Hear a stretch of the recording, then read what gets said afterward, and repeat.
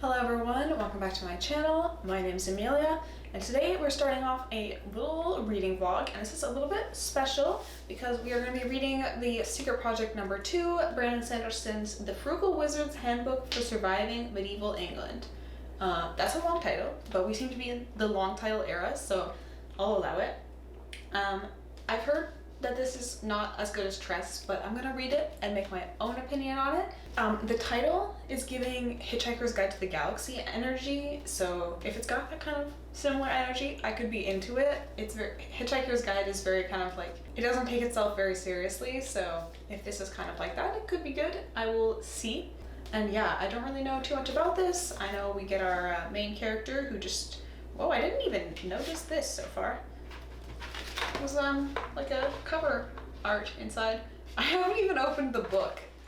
I got it like, I don't know, at least a week ago.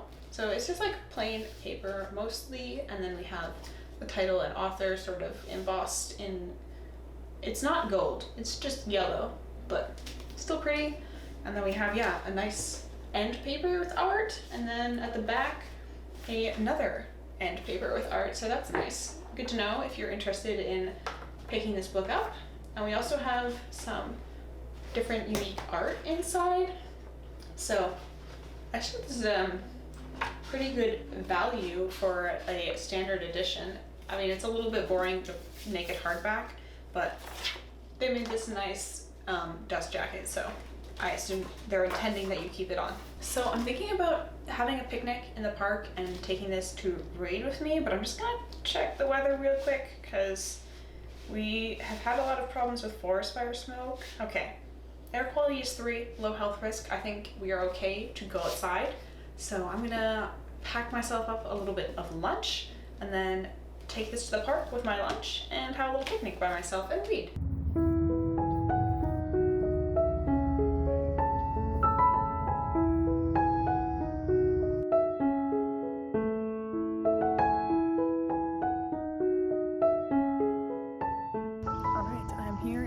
It is a lovely day.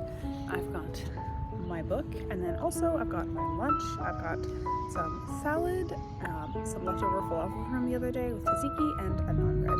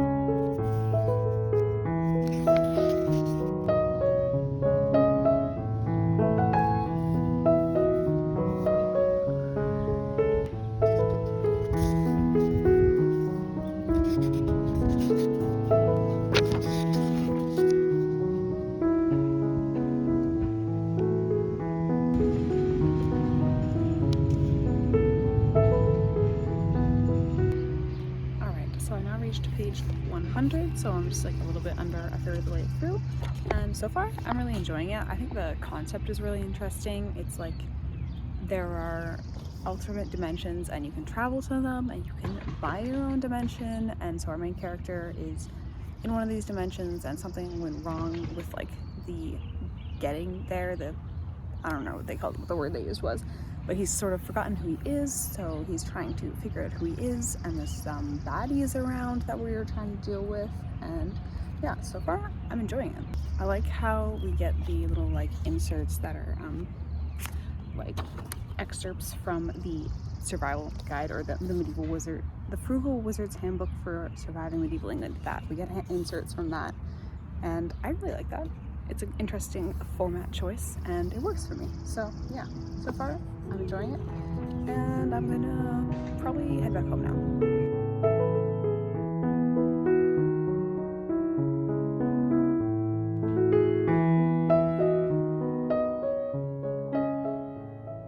Good morning. So yesterday I made up to page 175, so I'm pretty much exactly halfway through. and I still like it, but there have been some scenes, specifically there's one where they're kind of like fighting this enemy, and it really felt kind of like I was watching like a bunch of like high school theater kids do improv or something. Like that was the vibe I was getting, and I'm not totally sure that I'm here for that. The like character forgetting who they are and then having to figure it out trope or like plot point isn't specifically my favorite, so, but it's still enjoyable. Like it's still kind of like a fun time, but that scene was kind of like a little bit difficult to read. Like he's just like spouting like gibberish, and I don't know, it just like, it wasn't my favorite. But I'm gonna go ahead and do a little bit more reading now. I am hoping to get this one done today, and since I managed to get halfway yesterday and I didn't feel like I was reading like a crazy like constantly or anything, I feel like that will be pretty doable. So yeah, I'm gonna start my day off with a little bit of reading. It is 8 o'clock exactly. So yeah, I will check in when I've either made a decent bit more progress or just finished it, because I think there's only another like 170-ish pages to go.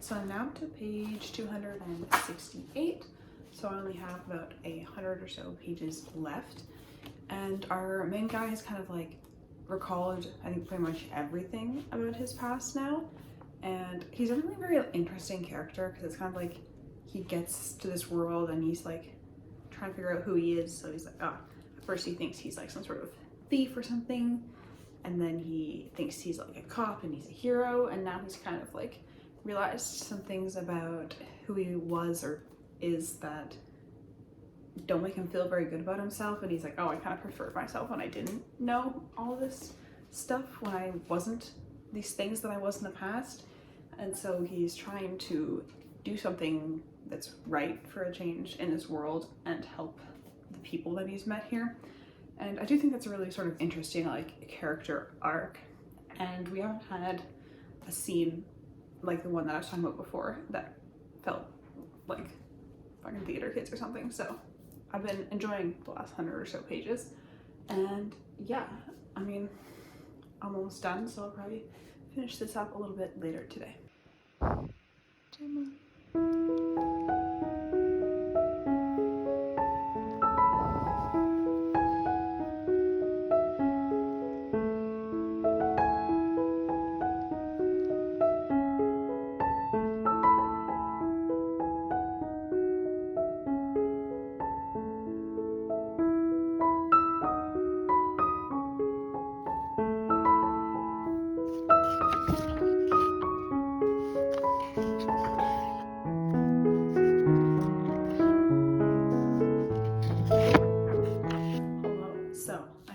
To the final 30 or so pages in the Frugal Wizard's Handbook for Surviving Medieval England.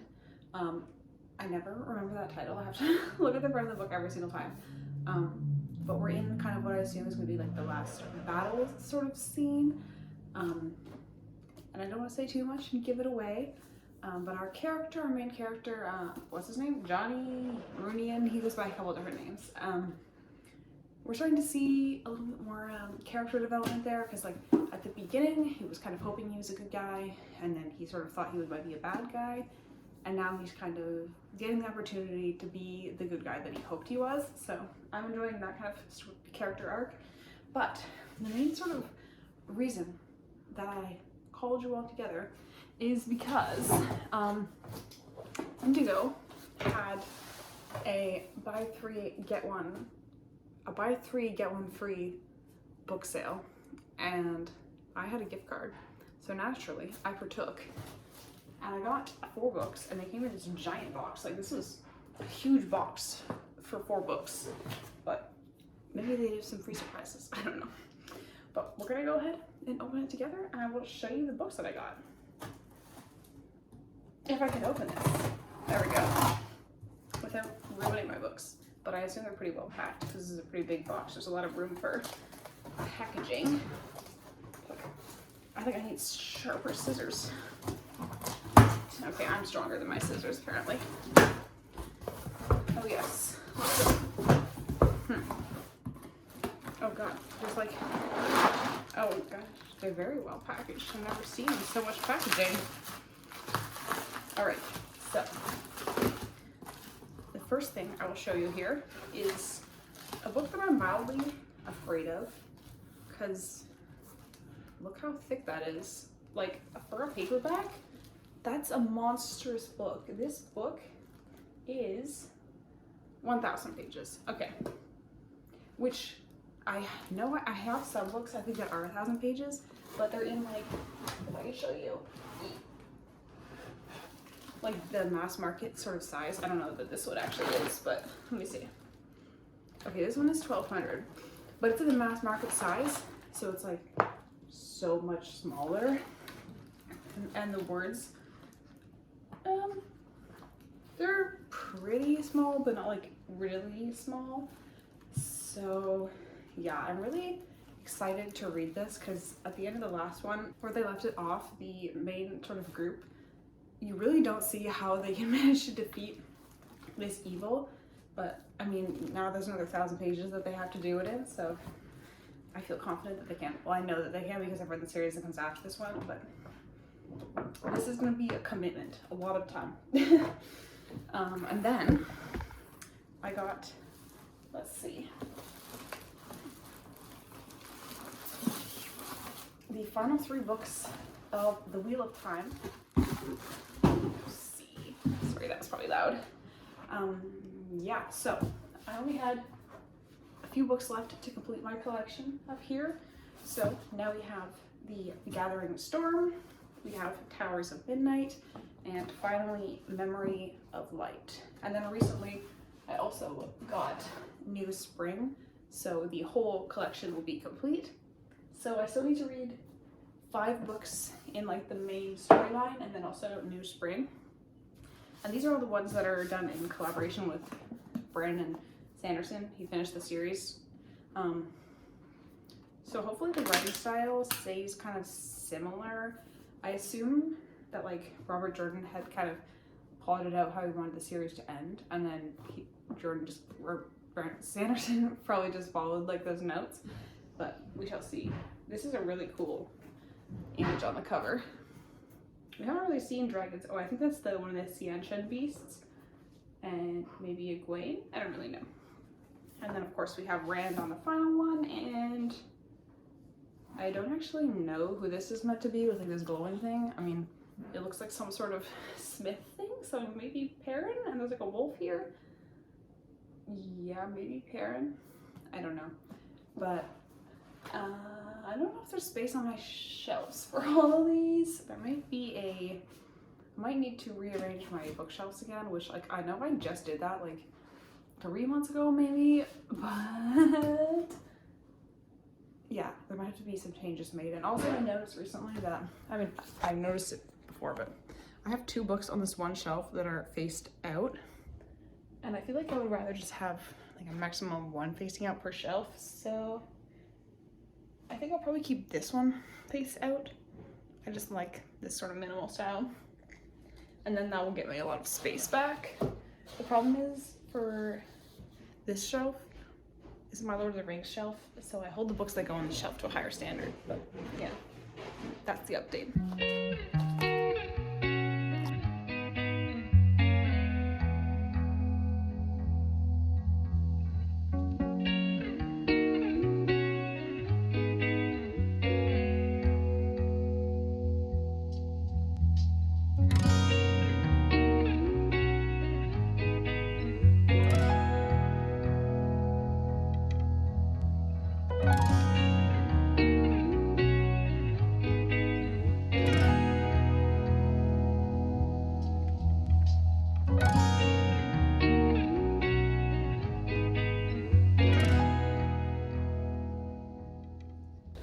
Hello friends, welcome back. So I have finished the Frugal Wizard's Handbook for Surviving Medieval England, and I'm ready to give my opinion.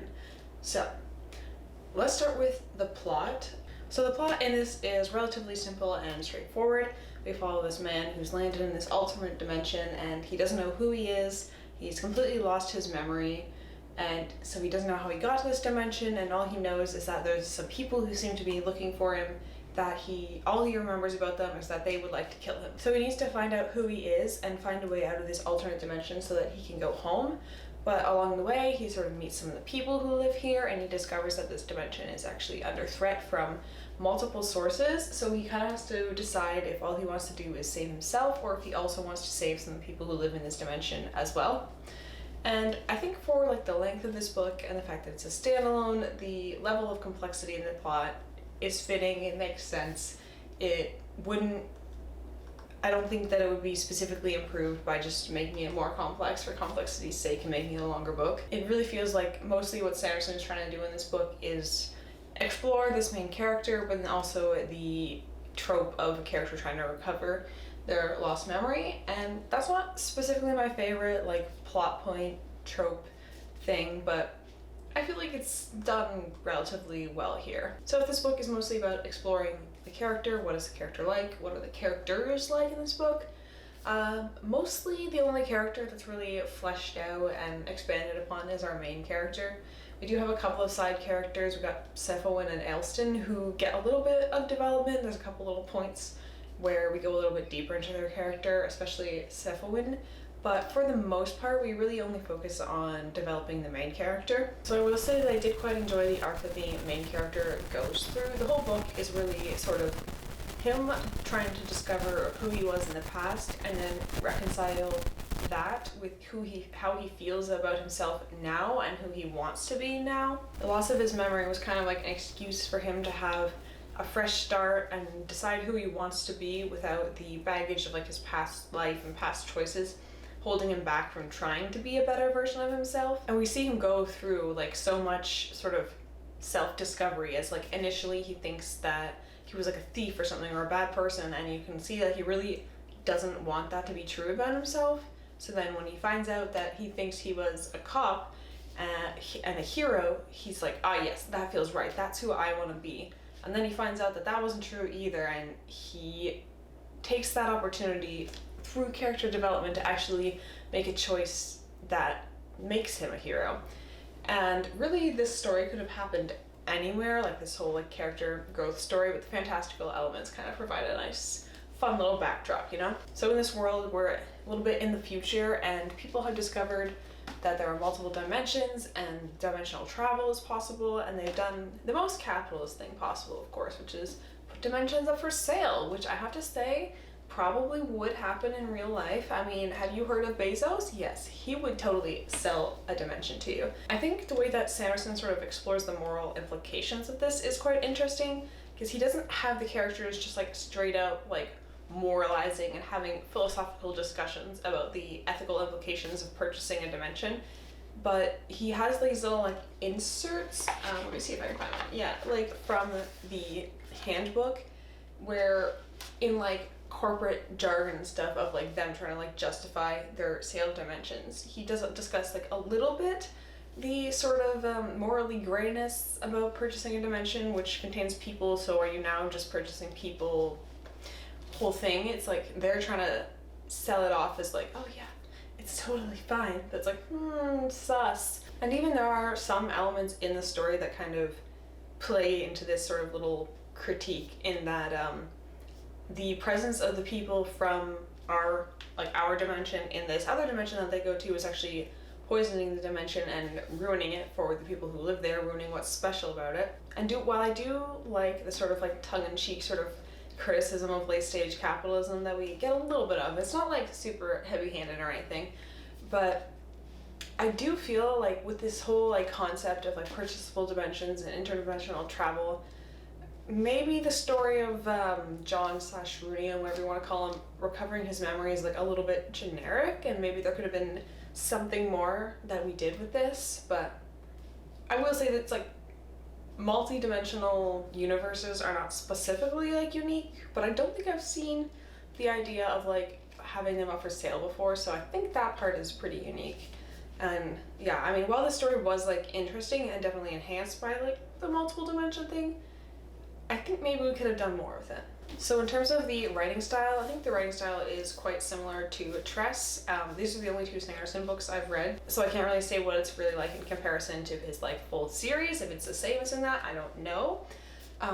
But I like it. It's not like the most beautiful prose I've ever read. It's pretty straightforward. It's not very concerned with being beautiful prose. It's just here to tell you the story, get the job done, and I can respect that. It's not specifically the best prose I've ever read or, you know, my favorite writing, but it doesn't offend me and it gets the job done. There is one scene though, which I did already mention in this video, that I really disliked. So our main group is trying to con this group of enemies into leaving without having to like try to fight them. And since our main guy is from our dimension and it's modern, and then these people are in this other dimension where it's kind of like medieval, it's just like spewing random like modern words or like names that these guys wouldn't know in an attempt to make it sound like kind of like a magical language. And honestly, the whole thing, because they're like trying to do this whole charade thing, it really just comes off like a bunch of high school theater students on improv night. And yeah, I really just did not like it. And I was like, oh, because I was like kind of towards like the front half, and I was like, oh, is this what I'm getting into? But there wasn't another scene that was like that, so don't worry, it's not all like that.